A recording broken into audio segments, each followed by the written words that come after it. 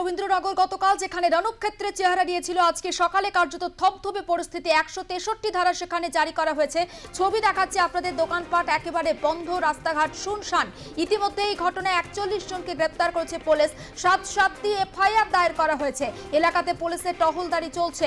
রাস্তাঘাটে মানুষজনে খুব অল্প দেখা মিলছে, অর্থাৎ একেবারে প্রয়োজন ছাড়া মানুষজন রাস্তাতে বেরোচ্ছেন না। আতঙ্কের পরিবেশ তৈরি হয়েছে সেখানে। এই মুহূর্তে ছবিটা আরো একবার স্পষ্ট করব, আমাদের প্রতিনিধি রিক রয়েছে একেবারে গ্রাউন্ড জিরোতে। রিক, এই মুহূর্তে কি ছবি দেখতে পাচ্ছ?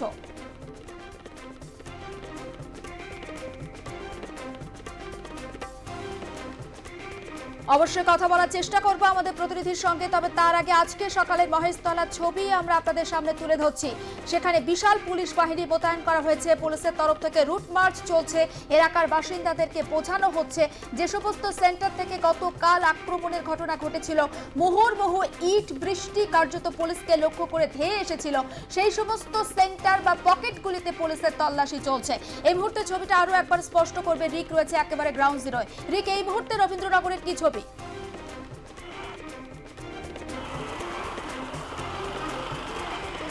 তবে যে ছবিটা দেখতে পাওয়া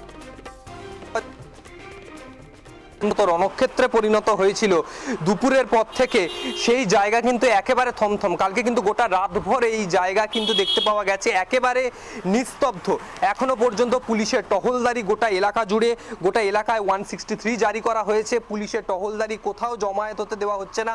তবে দোকানপাট আস্তে আস্তে খুলছে, কিছু কিছু দোকান আবার স্বাভাবিক ছন্দে ফেরার চেষ্টায় রয়েছে। তবে এই যে ঘটনা, সেই ঘটনার পরবর্তী সময় যে ধ্বংসাবশেষ, সেই ধ্বংসাবশেষ কিন্তু দেখতে পাওয়া যাচ্ছে।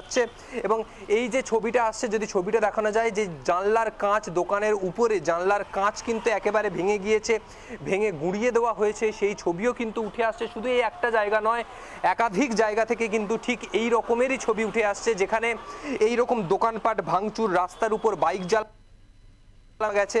এবং এর সাথে এই দোকানপাট কিন্তু, বহু দোকানপাট ইতিমধ্যেই বন্ধ রয়েছে, এমনকি কাঁচের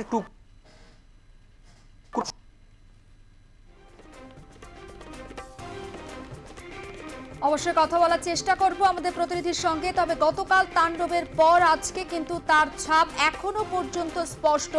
রিক ঠিক যেমনটা বলার চেষ্টা করছিল যে রাস্তাতে ইটের টুকরো পড়ে রয়েছে, যে ভাঙচুর চালানো হয়েছিল কাঁচের টুকরো পড়ে রয়েছে। তবে ধীরে ধীরে স্বাভাবিকের পথে ফেরার চেষ্টা চলছে রবীন্দ্রনগর চেষ্টা করছে স্বাভাবিকের পথে ফেরার। দোকানপাট ধীরে ধীরে খুলছে। আতঙ্ক কাটিয়ে মানুষজন অনেকটা সাহস সঞ্চয় করে তারা রাস্তাতে বেরোচ্ছেন। পুলিশের টহলদারি নজরে এসেছে। সবটা নিয়ে সেখানে কিন্তু এই মুহূর্তের যদি পরিস্থিতি এক কথায় বলা যায়, থমথমে রবীন্দ্রনগরের পরিস্থিতি। গতকাল দুপুর থেকে ধীরে ধীরে উত্তপ্ত হতে শুরু করেছিল এই এলাকা, এবং তারপর দুপুর গড়িয়ে বিকেলের দিকে কার্যত রণক্ষেত্রের চেহারা নেয়। দুই গোষ্ঠীর সংঘর্ষে একেবারে তপ্ত হয়ে ওঠে রবীন্দ্রনগর, এবং সেখানে পুলিশকে লক্ষ্য করে বাড়ির ছাদ, দোকানের ছাদ থেকে মুহুর্মুহু ইট ছুটে আসতে থাকে, এবং সেই ইটের ঘায়ে আহত হন একাধিক পুলিশকর্মী। মহিলা পুলিশকর্মীও কিন্তু আহত হয়েছিলেন। আমি কথা বলবো, রিক রয়েছে টেলিফোন লাইনে। রিক, যেমনটা জানানোর চেষ্টা করছিলেন।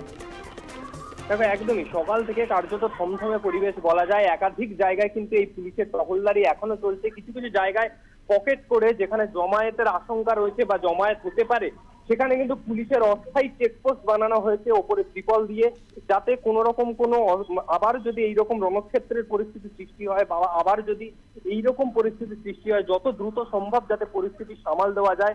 বিরাট পরিমাণে পুলিশের যে ফোর্স, সেই ফোর্স কিন্তু এখনো রয়েছে। তবে যান চলাচল গতকাল রাতের তুলনায় কিছুটা স্বাভাবিক হয়েছে। প্রয়োজন ছাড়া বাড়ির বাইরে বেরোনো একেবারেই বারণ করে দেওয়া হয়েছে। দোকানপাট আবার স্বাভাবিক ছন্দে ফিরছে। কিছু কিছু দোকানপাট যেগুলো ভাঙচুর হয়েছিল, সেগুলো কিন্তু আবার খুলে নতুন করে যে গুছিয়ে আবার নতুন করে দোকানপাট দেওয়া, সেই প্রস্তুতিও কিন্তু বহু লোক নিচ্ছেন। কিন্তু অধিকাংশ দোকানপাট বা 90% বলা যায় দোকানপাট কিন্তু এখনো বন্ধ রয়েছে। কেউ দোকানপাট খুলছেন না কার্যত ভয়ে। কিন্তু যে ছবি উঠে আসছে, সেই ছবি কিন্তু যে আমাদের মুর্শিদাবাদের যে শামশেরগঞ্জের ঘটনা, সেই সময় যে থমথমে শামশেরগঞ্জ বাজার 2-3 দিন ধরে একেবারে কার্যত নিস্তব্ধ হয়ে গিয়েছিল, সেই ছবি কিন্তু আবার মনে করিয়ে দিচ্ছে। একদম নিস্তব্ধ, রাস্তার চারিদিকে ইটের টুকরো এখনো ছড়িয়ে রয়েছে। যে জায়গায় বাইক পোড়ানো হয়েছিল, বাইক হয়তো সরিয়ে গিয়েছে, কিন্তু যে ধ্বংসাবশেষ কালো ছাই রাস্তার ওপরে সেটা কিন্তু এখনো পড়ে রয়েছে। অর্থাৎ যে একটা রণক্ষেত্র পরিস্থিতির মধ্যে থেকে আবার উঠে দাঁড়াচ্ছে সেটা কিন্তু বোঝা যাচ্ছে, কিন্তু আস্তে আস্তে স্বাভাবিক ছন্দে ফিরছে। তবে বেলা বাড়ার সাথে সাথে গতকালের মতো কি আবার উত্তপ্ত পরিস্থিতি হবে, সেই কারণে কিন্তু পুলিশ পোস্টিং এখনো রয়েছে, এখনো পুলিশের নজরদারি চলছে। গোটা এলাকা জুড়ে পুলিশের অস্থায়ী চেকপোস্ট করা হয়েছে। বিভিন্ন গলির মুখে মুখে পকেট করে জায়গাগুলোতে যেখানে জমায়েতের আশঙ্কা রয়েছে সেই জায়গাগুলো কিন্তু এইভাবেই পুলিশের নজরদারি চলছে। একেবারে নজর থাক, রিক নজর রাখো। আপাতত তোমাকে ধন্যবাদ। এবং সেই ছবিটাও আমরা দর্শকদের দেখাচ্ছি, অর্থাৎ ধীরে ধীরে স্বাভাবিকের পথে ফেরার চেষ্টা করছে রবীন্দ্রনগর।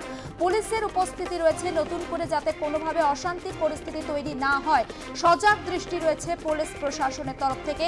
এলাকাতে কিন্তু পুলিশের টহলদারি বাড়ানো হয়েছে। যে সমস্ত পকেট করে বা পকেট থেকে আক্রমণ হওয়ার একটা সম্ভাবনা তৈরি হয়েছিল সেই সমস্ত জায়গাগুলিতে পুলিশের উপস্থিতি বাড়ানো হয়েছে। পুলিশ কর্মীরা এলাকাতে মার্চ করছেন। তবে এই ঘটনায় এখনো পর্যন্ত 41 জনকে গ্রেপ্তার করেছে পুলিশ।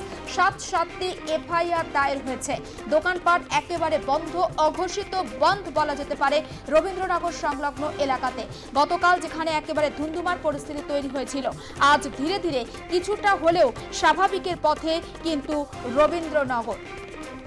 মহেশতলায় অশান্তির ঘটনায় 7টি এফআইআর দায়ের হয়েছে এবং পুলিশের উপস্থিতি নজরে এসেছে। রাস্তাঘাটে মানুষজন কিন্তু একেবারে নেই বললেও চলে।